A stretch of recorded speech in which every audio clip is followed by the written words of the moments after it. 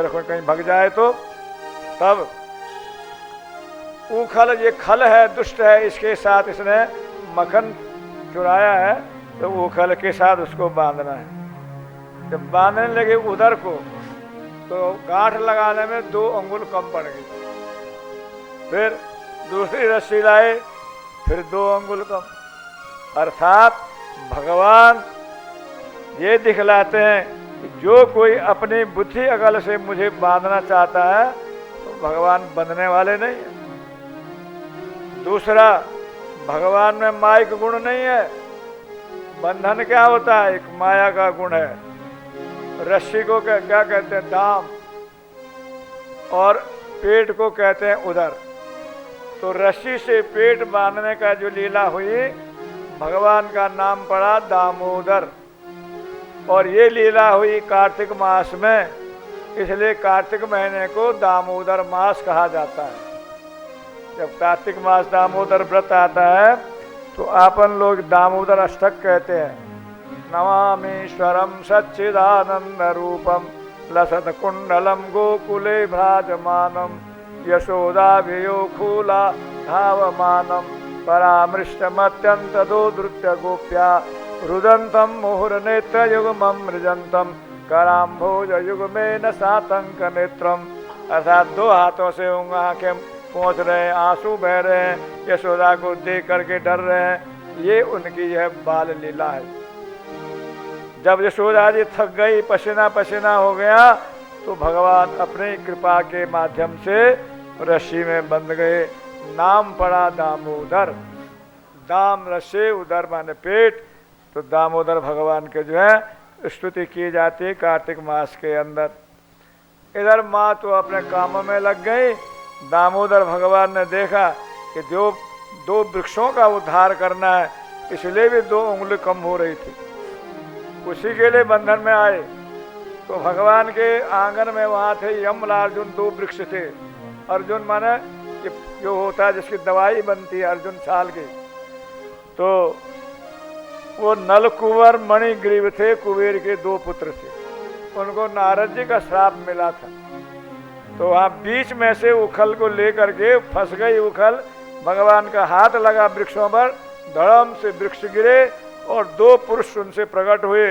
भगवान की स्तुति करी, प्रभु आज आपकी कृपा हो गई जो हम इस योनि से छूट गए। भगवान आपके गुणानुवाद हम समस्त जीवन करते रहें, हाथ आपकी सेवा करते रहें, पैर आपके पवित्र स्थानों में जाएं। इस प्रकार से उन 2 पुरुषों ने भगवान की स्तुति करी। परीक्षित ने पूछा कि वो 2 पुरुष कौन थे? सुखदेव जी कहते हैं, देखो एक समय नारद जी जा रहे थे कि कुबेर के पुत्र नल कुंवर और मणिग्रीव स्त्रियों के साथ स्नान कर रहे थे। नारद जी को देख करके तो उन्होंने वस्त्र पहन लिए और ये बेशर्मी होकर के उनका मजाक उड़ाते रहे। नारद जी ने श्राप दिया, रे मूर्ख, तुम लोग जड़ हो क्या, वृक्ष हो? तुम्हें अपने धन का बड़ा अभिमान है, जाओ वृक्ष हो जाओ। वो पेड़ हो गए। उन्होंने प्रार्थना करी, उद्धार कैसे होगा? कि द्वापर में जब भगवान कृष्ण के स्पर्श होंगे तो तुम्हारी इस योनि से मुक्ति होगी। आज भगवान ने अपने भक्त नारद की बात को सिद्ध करने के लिए उन वृक्षों के द्वारा नल कुंवर और मणिग्रीव का उद्धार किया। इधर गोकुल में अनेक उत्पात हो रहे थे। सबने इच्छा करी कि अब यहाँ रहना ठीक नहीं है, अपने को दूसरी जगह जाना चाहिए। तो नंद महाराज के और भाई उपानंद आदि थे, उन्होंने सलाह करी कि देखो यहाँ से पास में वृंदावनम नाम परमम, वृंदावनम परमम जो सुंदर है नाम वृंदावन का, जहाँ जमुना जी बहती है, घास आदि की सुविधा है गायों के चरने के लिए, वहाँ अपन को चलना चाहिए। तो सब ब्रजवासियों ने सलाह करी और अपने अपने सामान छकड़े गाड़ियों में रख करके और लेकर के वृंदावन पहुँच गए। वनम वृंदावनम नामम पशब्दम, सुंदर वृंदावन को देख करके सब ब्रजवासी प्रसन्न हुए। इधर भगवान ने कहा कि हम भी गायें चराएंगे। मैया ने कहा अभी तुम बालक हो, बछड़ा बछड़ी चरा सकते हो। तो सो उनको चराने के लिए गए वन में। वहां जाकर के एक जो है राक्षस बछड़ा बन के आ गया। भगवान ने देखा ये तो अपने बछड़ों में पहले कभी था नहीं, कौन है ये? तो वो मारने आने लगा। भगवान ने आ जाके उसकी टांग पकड़ी और उसका उद्धार कर दिया। एक दिन एक बकासुर आया बगुला बन के, बड़ा रूप करके, चोंच उठाई उसने। ब्रजवासी सखाओं ने कहा कन्हैया ये क्या है? भगवान ने कहा देखते जाओ क्या है, बड़ा राक्षस है। और उसकी चोंच एक पैर से दबाई, एक हाथ से खींचा, चीर करके उसका भी उद्धार कर दिया। इसके बाद एक दिन जो है एक अजगर जो है बड़ा भारी मुंह फाड़े हुए पड़ा था रास्ते में। बछड़े बछड़ी चराने भगवान अपने सखाओं के साथ वन में जा रहे हैं। सबने देखा, अरे कन्हैया ये क्या है, कोई गुफा है क्या? बड़ी सुंदर लग रही है। उसकी जीभ थी जैसे गद्दे बिछे हुए हो, उस पर जाने लगे। उसके जहर से सब बाल बाल मूर्छित हो गए। भगवान ने अपनी शुभ दृष्टि से उनको चेतन जागृत कराया और अघासुर का भी वध कर डाला। तो अघासुर का जब वध हुआ था तो 5वें वर्ष में हुआ। 6ठे वर्ष में आकर के उन सब सखाओं ने ब्रज में जाके कहा कि आज कन्हैया ने एक बड़े भारी अघासुर, अघासुर कहते हैं जो पाप का ही स्वरूप होता है, ये अघासुर बकासुर पूतना के भाई थे, तो बदला लेने के लिए आए थे। तो भगवान ने उन दोनों का संहार कर दिया। और सखाओं ने 1 वर्ष बाद घर में जाके कही कि आज कन्हैया ने बड़ा भारी एक अजगर को मारा है। परीक्षित ने पूछा कि 1 वर्ष बाद कहाँ रहे थे, 1 वर्ष बाद क्यों कहा? तो कहते हैं जब ये गाय से बछड़े चराने वन में गए, सब ग्वाल बाल अपने घर से कलेऊ खाना पीना जब ले गए, जमुना किनारे जो है बैठे थे। भगवान ने उसका तो वध कर दिया और इधर ये भोजन करने लगे। तो एक दूसरे का जूठा जो है आपस में खा रहे हैं। सखा कहते हैं कन्हैया देख हमारे घर का कैसा अचार है। दूसरा कहता है कि मेरी मैया ने कैसी छाछ मही दी है। एक दूसरे का जूठा करके खा रहे हैं। ब्रह्मा ने अपने लोक से देखा, अरे ये कैसे भगवान हैं, ये जो जूठा सूठे का भी पता नहीं है, ये नहाते हैं कि धोते नहीं है, ये भगवान नहीं है। अब ये तो स्वयं ऐसे ही कुछ लीला हो रही है। भगवान की लीला को ब्रह्मा जी भी नहीं समझते हैं, तो सीधे आए मानो भगवान नहीं ऐसे प्रेरित करते हैं।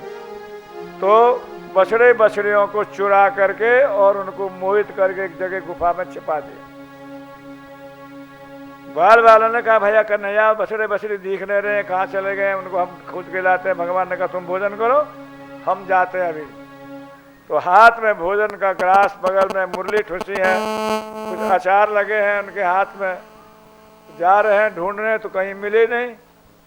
इधर लौट के आए तो ग्वाल बाल भी गायब, उनको भी ब्रह्मा ने छिपा दिया। अब भगवान जो है कर अरे ग्वाल बाल भी कहाँ, बछड़े बछड़ी कैसे ब्रज में जाए। तो समझ गए कि ब्रह्मा की ये करतूत है। ठीक है, ब्रह्मा सृष्टि करता है तो हम भी सृष्टि करके दिखलाएंगे।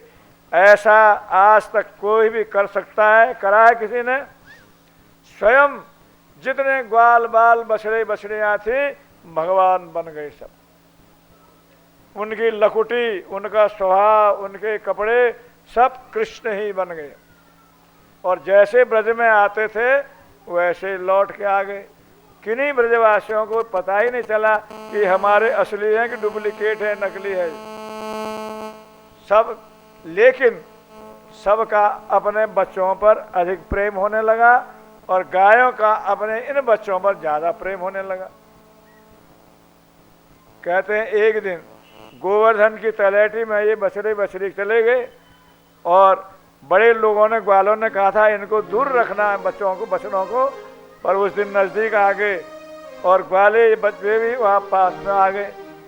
तो ये देख करके बड़ी बड़ी गायें भगी भगी इन बछड़ों के पास आई, उनको चाटने लगी, दूध पिलाने लगी। बड़े बड़े ग्वालों ने रोका भी पर तब रुके नहीं।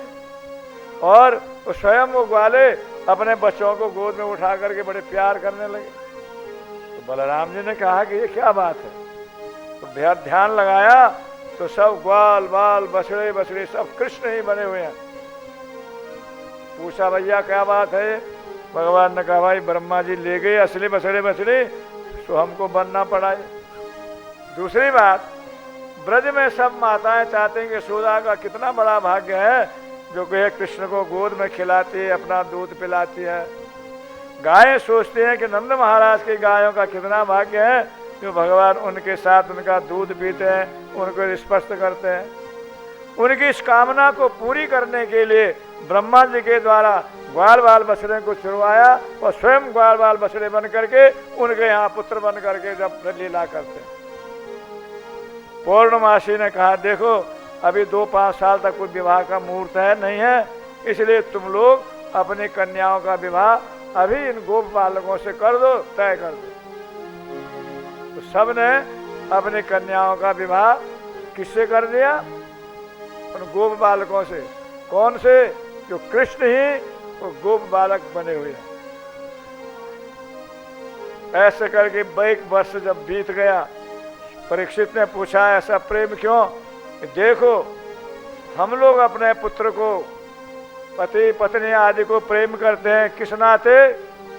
उसमें आत्मा है तो शरीर हमको अच्छा लगता है, और जब वो आत्मा निकल जाता है तो उस शरीर को राम नाम सत्य के जला दे दफना देते हैं। आज स्वयं भगवान, जब एक अंश अच्छा लगता भगवान का, आज स्वयं भगवान भी बछड़ा बछड़ी ग्वाल बाल बन के आए हैं तो वो कितने अच्छे नहीं लगेंगे। इसलिए सबका मन उनकी तरफ लग रहा है।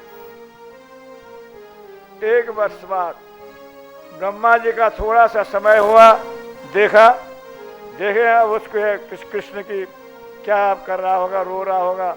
वहां देखा तो वही ग्वाल बाल बछड़े वैसे आ रहे हैं जा रहे हैं। गुफा में जहाँ वो छिपा के रख गए थे वहां देखा तो वहां वे पड़े हुए हैं। बाहर आया तो बाहर देखता, अंदर आया तब देखा वो ब्रह्मा जी का दिमाग चकराया।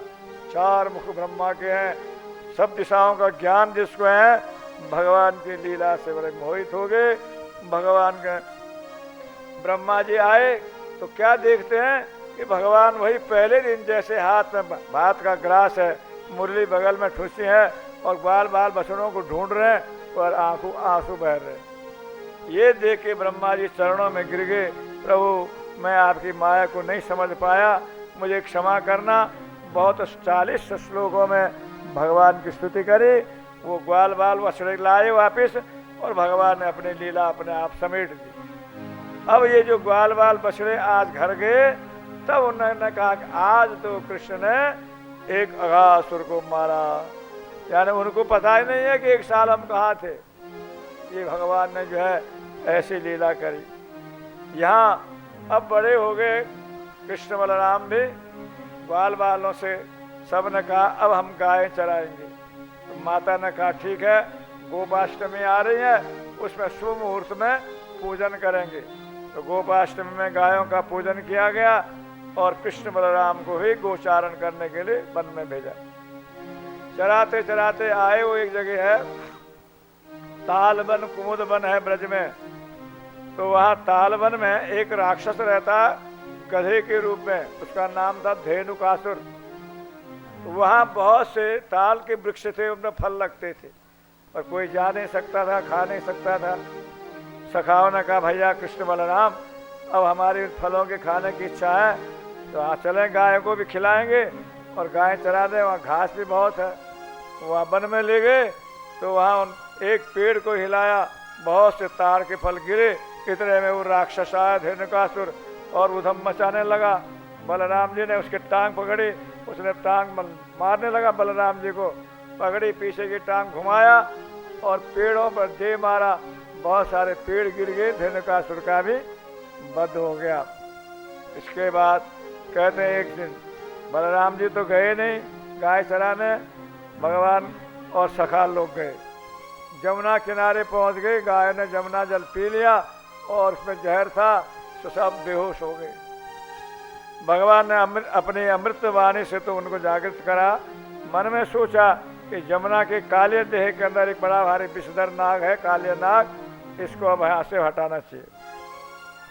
तो उन सखाओं के साथ काली देह में कूद गए।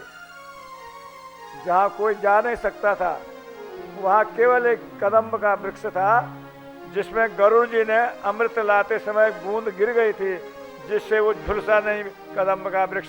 बाकी वहाँ घास पेड़ पौधे सब झुलस जाते थे। कोई चिड़िया पक्षी ऊपर से उड़े तो उसके जहर से वो गिर जाए नीचे, इतना उसका भयंकर विष था काले नाग। तो भगवान गए, सब सका लोग बड़े घबरा गए, अरे भैया कन्हैया मत जाओ। भगवान ने कहा इसको भी यहाँ से भगाना है, जल शुद्ध करना है। आज भी जमुना में बड़ा दूषण फैल रहा है, वृंदावन के अंदर सब गंदे नाले फाले सब जा रहे हैं, तो वो भी एक किस्म से काले नाग की लीला हो रही है। तो भगवान ने कहा कि जमुना है भक्ति देवी और काले नाग है विषय वासना। इनको जिनको भगवान की भक्ति करनी है तो अपने हृदय से विषय वासना को हटा देते। तो इसका मतलब ये नहीं कि वो काले नाग नहीं था वहाँ, तो काले नाग था। उसके फण पर चढ़ गए भगवान, वो एक एक फण उठाता गया, दबाते गए। कथा लंबी है, संक्षेप में नाग पत्नियां आई, भगवान की स्तुति करी, प्रभु आप इतना दंड मत दो इसको, अरे ये मानता नहीं है, तुम इसको समझाओ। उन्होंने कहा देखो भगवान के चरणों में प्रणाम करो। काले नाग ने कहा देखो प्रभु मेरा क्या कसूर है। भगवान ने कहा तुम यहाँ सब वातावरण दूषित करते हो कि मेरे अंदर जो जहर है किसने दिया है, मुझे बनाया किसने। भगवान ने कहा ठीक है, बनाने वाले भी हम हैं और तुम्हें जहर भी है, लेकिन तुम्हारे यहाँ रहने के लिए तो हमने नहीं दिया है, तुम जहाँ से आए हो वहाँ चले जाओ।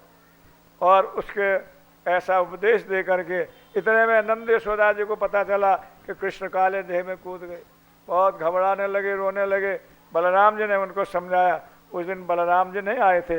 भगवान ने भी सोचा कि बलराम जी तो शेषनाग के अवतार हैं, ये काले नाग का कहीं पक्ष न लेवे, इसलिए उनको नहीं लेके गए। लेकिन भगवान का महत्व जानते हैं, सबको समझाया। किनारे में सारे ब्रजवासी इकट्ठे हो गए, अरे कन्हैया जल्दी आ जाओ, भगवान उसके फण पर नृत्य कर रहे हैं। ऐसे करके काले नाग जब परास्त हो गया, भगवान ने कहा जाओ यहाँ से रमणक द्वीप जाओ जहाँ तुम्हारा स्थान था, और इस जगह को रहने दो। भगवान लौट के आए, सबने गले लगाया, आनंदित हुए ब्रजवासी। काले नाग वहाँ से चला गया। परीक्षित ने पूछा भगवान ये काले नाग क्यों और कैसे आया, तो सुखदेव जी कहते हैं देखो गरुड़ जी जो है ये नागों को जो है खा लेते थे। सब सांप जो है ब्रह्मा जी के पास गए कि महाराज ये गरुड़ जो हमारे सब खानदान को नष्ट कर रहे हैं। ब्रह्मा जी ने नियम बनाया कि हर अमावस्या को गरुड़ जी के लिए कोई बलि रख दो तुम लोग, बस उसको खा करके तुम लोगों को छेड़ेंगे नहीं। तो आप बलि रख देते थे रमण द्वीप में, तो गरुड़ जी की बलि को ये काले नाग खा जाता था। तो काले नाग पर झपटे गरुड़ जी, तो भयभीत हो गया वो और यहाँ काले देह में आ गया। बोले यहाँ क्यों आया? एक समय गरुड़ जी यहाँ पर आए थे, उस समय सौभरी मुनि यहाँ तपस्या करते थे। तो उनके सामने जब मछली निकली तो सौभरी मुनि ने कहा हे गरुड़, यहाँ मेरे सामने जमुना से अगर तुमने मछली खाई यहाँ आए तो तुम भस्म हो जाओगे। तो उनको श्राप दे दिया। तो गरुड़ जी तो नहीं आए, पर उन मछलियों को देख करके सौभरी मुनि का दिमाग भी खराब हो गया। वो शादी करने की उनकी इच्छा हो गई, और उसकी कथा तो सुनी होगी। मानधाता के पास गए, उनकी 50 कन्याओं से उन्होंने विवाह करा। बाद में क्यों?